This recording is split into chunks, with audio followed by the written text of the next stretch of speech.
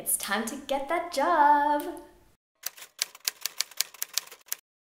Hey guys, it's Study with Jess, your #1 go-to source of support to help you stay organized, work and study smarter, and also live well. And in today's video, I'm going to share with you 5 hacks to help you get that internship. And this is my second video for my mini playlist all about how to prepare you guys for interviews, writing resumes, and also landing your dream job. So I wanted to talk to you guys about things that are relevant for once you finish studying. So I hope you guys are enjoying this playlist or mini series, and if you are, make sure you subscribe so you don't miss out on my upcoming videos. Okay, now tip number 1, I did mention this in last week's video, and I will have it as a clickable card up over here or here, those little white dots, so you can go back and watch that if you want.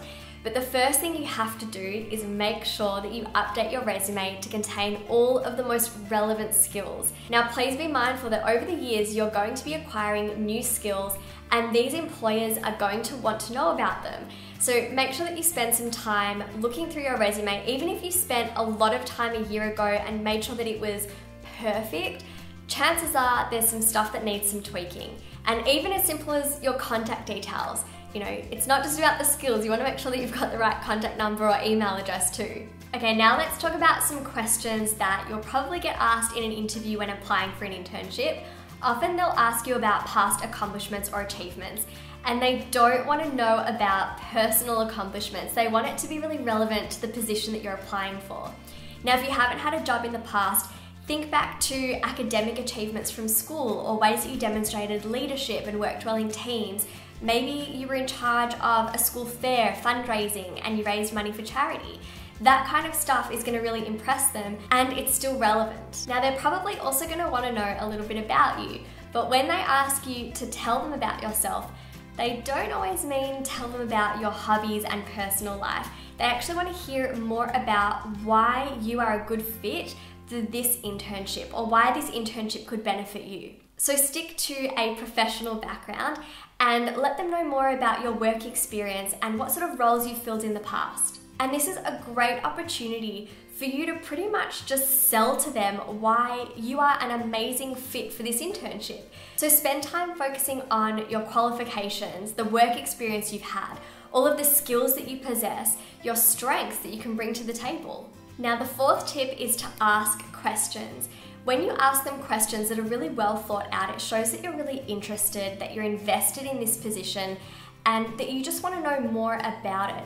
So make sure to have a list of questions before you even go into an interview, and that way, if they do ask you if you've got any questions for them, that you're going to seem really prepared. Now, if you don't know what kind of questions to ask, one that I was told, which is really good, is to ask them, what does a typical day look like?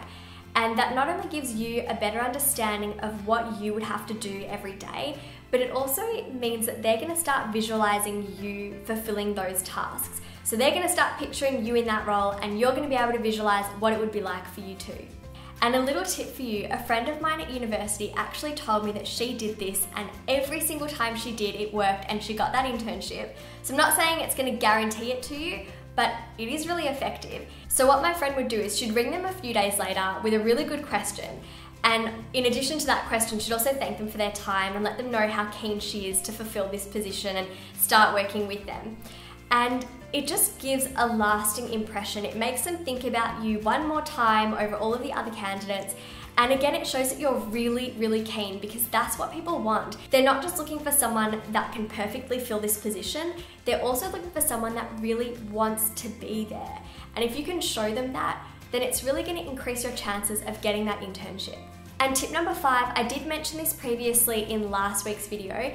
It's really important because, again, it leaves the employer with a lasting impression of you. It's to give your references a heads up. Just give them the common courtesy of letting them know that you're applying for an internship and prepping them so that they actually know what kind of internship you're going for. So when they do get a call to talk a little bit more about you and how they know you in a professional sense or in a personal sense, they're going to be able to really sell you to the employer in a nice way. Just that they're going to be able to talk more about the most relevant skills and why you'd be a good fit for that position. Now, I know that a lot of you are really young, you're still in high school or you're just out of school and you're looking to get your first job, and often an internship is the best way to get your foot in the door in any industry. So just be mindful that if you don't have a lot of experience under your belt, that does not mean that you're at a disadvantage. It just means that you're young and you're there to learn. So don't get down on yourself if you don't have a really long resume that you're walking in the door with, and that there are other people that might have more experience. Everyone has to start somewhere, and an internship is a fantastic way to gain experience, not only in areas that you want to know more about, it can also let you know what might not interest you for the future. So when I was studying at university, I think I did 4 different internships over the span of 3 years. I was a very busy student, but it taught me a lot about psychology, what areas I wanted to pursue and what areas I didn't. And my perception really changed from that as well. So it was really beneficial, not just because I knew I was getting one step closer to getting a job, but it helped me to carve out the kind of future that I wanted for myself. It helped me to see what I enjoyed and what I didn't enjoy, which was quite a surprise for me. So keep an open mind when you do apply for internships, and know that it's a really great opportunity just to get to know more about a different area and to also gain some new skills, which will then be transferable to any area of your life anyway. So make sure to feel confident about yourself, walk in there and give it your all. And trust me, if you don't get the first internship, there is another one ready and waiting for you. It's just a matter of persevering. So I hope you guys found this video helpful and enjoyed these tips. Don't forget to subscribe so that you don't miss out on the rest of this mini-series that's all about preparing you for getting that dream job. And in the meantime, I will have a clickable card so you can check out my previous videos too. Alright guys, have a beautiful, happy and productive week, and I'll see you next week. Mwah! Bye!